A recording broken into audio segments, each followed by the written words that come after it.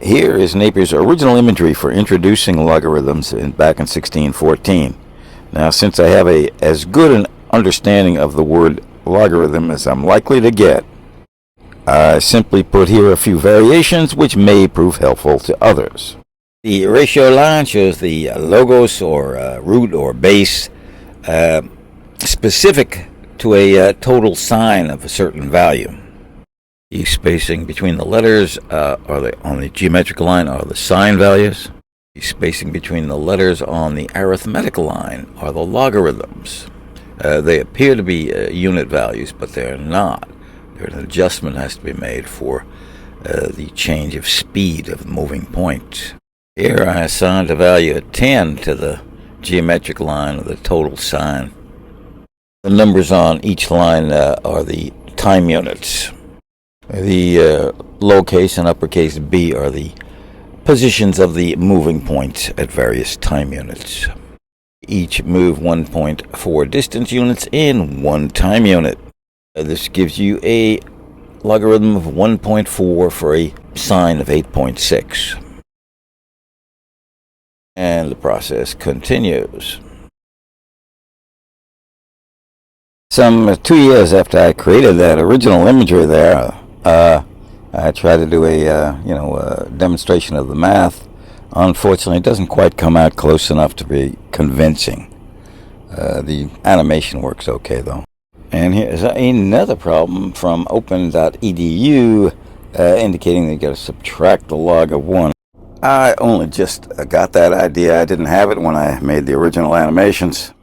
The explanation given is that the log of 1 is not 0 in the original tables. Once that is corrected, you get a simpler formula.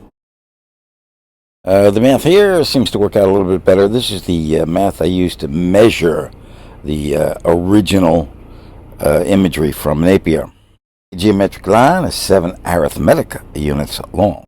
The geometric line is reduced to CZ by multiplying by the ratio 6/7, and the logarithm of CZ then becomes the length, capital, on the arithmetic line, A to C. And the process is repeated, theoretically at least to infinity, to get down to 0, which would be the limit.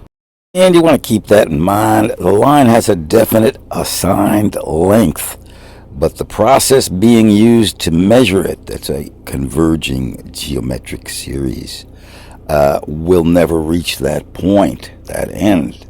That's going to be very important in calculus, and if I could tell an epsilon from the delta, I would have to explain it to you.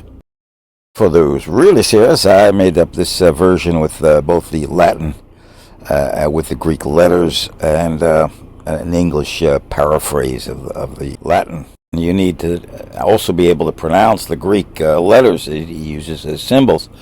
And most people, even in his day, could not read the Greek. So the question is, why did he do it? He must have needed a new set of symbols. And he knew Greek. That's about the best I can think.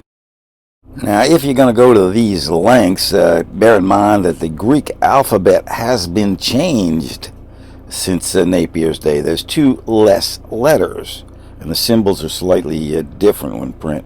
So it's more historical than practical, but some people have that idea in mind. I did, for a while anyway.